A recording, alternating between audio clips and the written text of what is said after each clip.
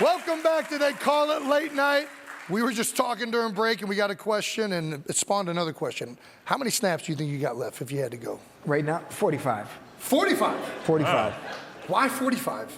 I mean, I just think 45 is a good number. No rhyme or reason. No, Yeah. and all I need, like, third downs. I don't need to be out for. I don't just put me on third down. I'm not digging any safeties out. No, I don't need to do that. I just know I can get open consistently every time. What do you think, Whit? How many could you do, you think? I think I could get through a game. One game? Yeah. One game. One? I can get through one game. I'm in shape. 100%. I'm in shape. I do Pilates.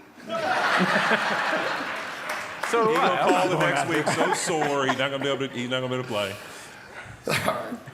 Roger, starting out as an intern in the National Football League, what was the most humbling thing you were asked to perform?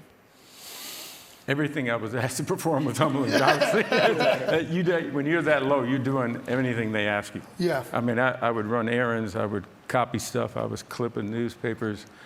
You did anything you could to sort of stick around. And you were unique. You knew from a young age you wanted to be the commissioner of the NFL. Well, sort of what you said earlier. You know, I wanted to be in part of the NFL some fashion. Yeah. Obviously, at one point I said I want to play. That sort of went away and then I sort of said, you know what? I'd love to work for Pete Rozelle, who was the commissioner then. And then eventually I just said, hey, I'm going to be commissioner. But it was sort of a pipe dream. I mean, I think there's been 8 of us since 1920. So it was sort of a ridiculous dream, to be honest with you. But I got in and they gave me opportunities. Last time I was with you, Roger, we proposed a rule change about one hockey fight being allowed. You said you were going to take it to the rules committee. Yep. One fight per game. Have they gotten back to you on that rule change yet? They did. It didn't turn out so well for you. They didn't go? If you guys could change one thing, one rule about the NFL, anything you would want, what would you change? I mean, mine doesn't take long. I would take away offensive holding. Let's just go, baby. Yeah, let's just fight. Let's go, everybody. They can pull my jersey. I can pull theirs. Let's exactly. go. It's never been fair. For me, I think the most difficult position to play in today's game, people would say quarterback. I say defensive back. Mm-hmm. I would take the spot of the foul, not being where they actually commit the penalty, but actually just make it 15 yards instead. Ah, interesting. Yeah. Bo, you got anything up there? Yeah, mine's dumb as hell, but I think if you, I've been thinking about this.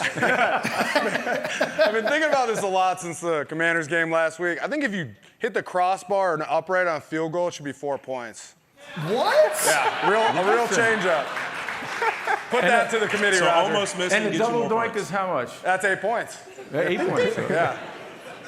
The burning question everybody wants to know, why is there no postseason offensive lineman award?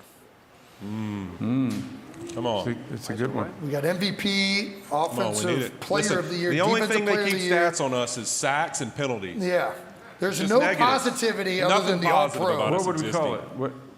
I thought of some names. Listen, I was thinking, let's see, Gridiron Guardian maybe award, maybe like a Protector award. But I really think this. We've always talked in the NFL about the shield and protecting the image of the shield, right? So our greatest protectors in the game are your offensive linemen. Good point. Yeah. So why not call it the shield? The Shield Award. I like that. Came up with that on the spot. I like that. I like that. I think that works. That's where I'm at. Can we make that? We'll take that one forward. Can we get that by NFL honors? So this year, NFL Honors, guys, the Shield Award. That'd be hard. We could select one right now. Yeah, okay. Who would win it this year? Yeah, who would you pick? That's a tough one. I'm going to I know probably. who I'm going with, and it might I'm be going to go pandering. with 2 guys in the NFC that I probably would say it's between.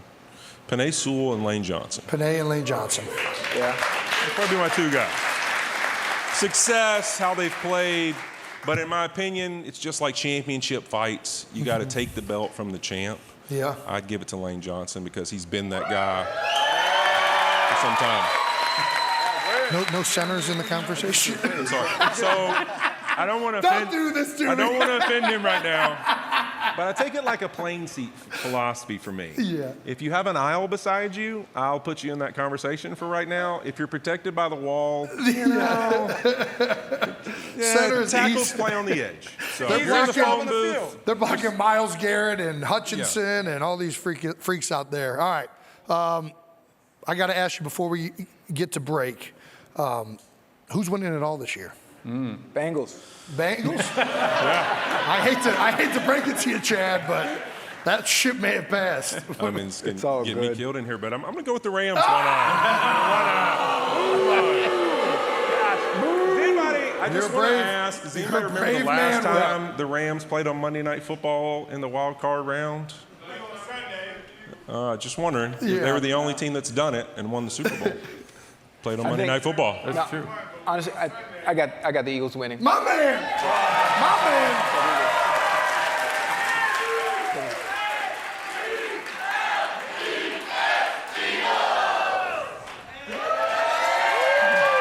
I've always wanted to do that. Who do you got there? I've always wanted to do that. I'm sorry. We played together. We were teammates, Jad. I love you. Who do you got?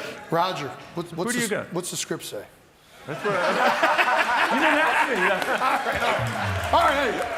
Speaking of LA, obviously everybody has been paying attention to what's been happening over there. Whit, you live over there, and I think it'd be nice if you would share something like what's been going on. How can people help? Yeah, I had the opportunity on Monday night to, address, really. Fantastic, by the way. was Every time I see you everyone. speak, please. I mean, it's incredible. Seriously. Yeah. It's a humbling honor just to even get that opportunity to speak for everyone because there's so much pain and people that have lost so much. So one of the things that I wanted to do this week, I reached out to some old Rams teammates and coaches and everybody else and kind of rallied guys together and talked about what we can do to impact. Because I've always told guys as I mentor, like, you'll never regret just doing something. So Coach McVay and I, the McVay and Whitworth families are uniting and going to contribute $400,000 to fire relief efforts. The donation will be evenly distributed between LAFD Foundation and the Pasadena Community Foundation's Eaton Canyon Fire Relief and Recovery Fund. In addition to that $400,000 contribution, the Coops family is encouraging others to support these vital causes by pledging to match public donations up to $500,000 for each foundation to generate an additional $1 million in relief funding. Awesome. So, It's awesome. yep. So donate to LFD Foundation and the Pasadena Community Foundation's Eaton Canyon Fire Relief and Recovery Fund and include the LA Rams in the group matching and additional notes upon completing that donation, and we'll match it. Yeah, there we go. Let's go. That's cool. All right, Gene's clapping now instead of waving to go to break, but that means it's time to go to break. Stick around for more. They Call Late Night right after this.